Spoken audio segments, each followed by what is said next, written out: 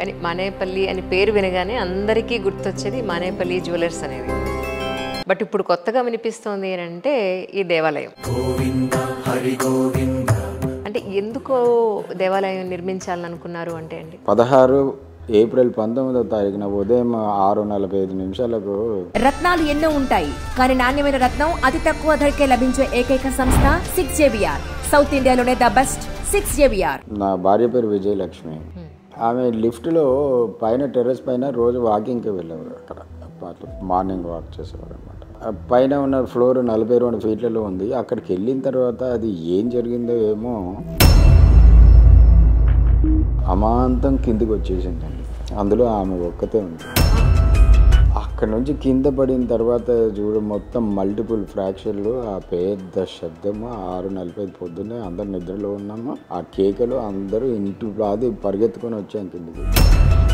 చూస్తే బీభత్సకరమైనటువంటి పరిస్థితి కింద ఫ్లోర్లో ఉంది. అక్కడ ఆ పిస్టిన్ లూజ్ అవ్వడం వలన ఆ నెయిల్ అంతా ఆయిల్తో స్పిల్ అయిపోయింది. అందులో ఉండే ఆయిల్ అంతా స్పిల్ అయింది. అప్పటికప్పుడు అంబులెన్స్కి ఫోన్ చేసి సికింద్రాబాద్లో ఉన్నటువంటి యశోద హాస్పిటల్లో జాయిన్ చేశాం. అన్నిటికన్నా మేజర్ ఏంటంటే స్పైనల్ కార్డ్ విరిగిపోవడం. ఈ పంచప్రాణాలు పోయాయి. అప్పుడు ఆ వెంకటేశ్వర స్వామిని కోరుకున్న కోరిక ఇక మనసా బాచా ఎట్లా ఆ స్వామికి సబ్మిషన్ అయిపోయి, స్వామి నువ్వే కాపాడాలి, ఒక గొప్ప సంకల్పంతో దేవాలయం అనేది నిర్మించాలనుకున్నాను.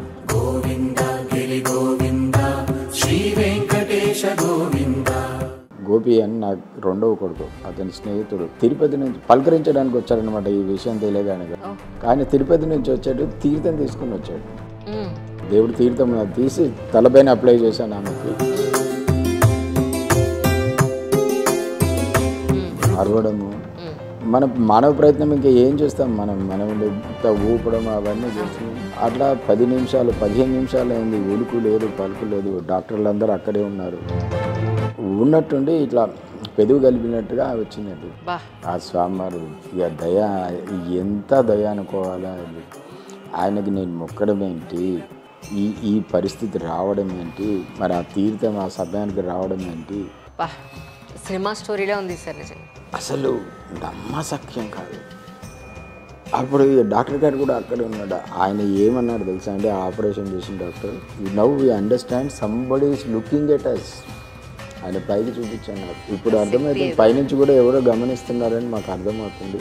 మీరు టకాటాక కాల్ చేయండి, వెళ్ళండి, ఇప్పుడు మేము చూసుకుంటాము. అద్భుతమండి. మళ్ళీ తెల్లారి వరకు స్పృహలోకి వచ్చేసింది మనిషి. మీరు పర్టికులర్గా స్వర్ణగిరి అని పేరు పెట్టడానికి కారణం ఏమిటి సార్? ఎవరు పెట్టారు పేరు? ఇక్కడ ఎట్లాగో స్వామి యాదగిరి స్వామి ఉన్నాడు.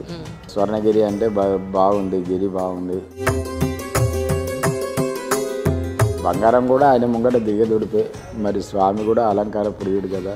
ఇప్పుడు వెంకటేశ్వర విగ్రహం ఎన్ని ఫీట్లు సార్? అది ఎన్ని అడుగులది? 12 అడుగులు. అంటే స్వామివారి కేవలం స్వామివారి విగ్రహం 12 అడుగులు. 16 అడుగుల స్వామి ఉంటాడు. మరి మకర తోరణమే ఇంకా ఎక్స్ట్రా ఉంటుంది. జలనారాయణ స్వామి ఆకాశం వైపు చూస్తూ బ్రహ్మాండంగా ఉంటారు.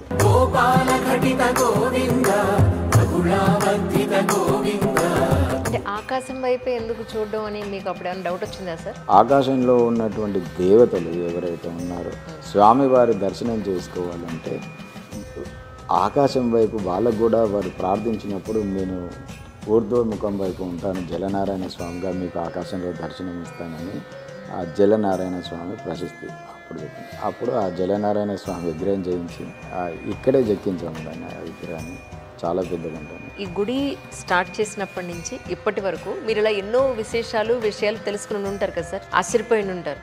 ఏమిటి గుడికి అమ్మ బాబా ఇంతమంది స్థపతులు పనిచేస్తారా, ఇన్ని రకాల విషయాలు ఉన్నాయా ఈ రాళ్లలోనండి, లేదంటే చెక్కే విషయంలోనండి కదా. మమ్మల్ని బాగా ఆశ్చర్యపరిచిన విషయం అంటే ఏం చెప్తారు? నిజంగా బాగా ఆశ్చర్యపరిచిన విషయం, మరి లాస్ట్ ఇయర్ ఫిబ్రవరి 21వ తారీఖు నాడు ఈ భీష్మ ఏకాదశి వచ్చింది.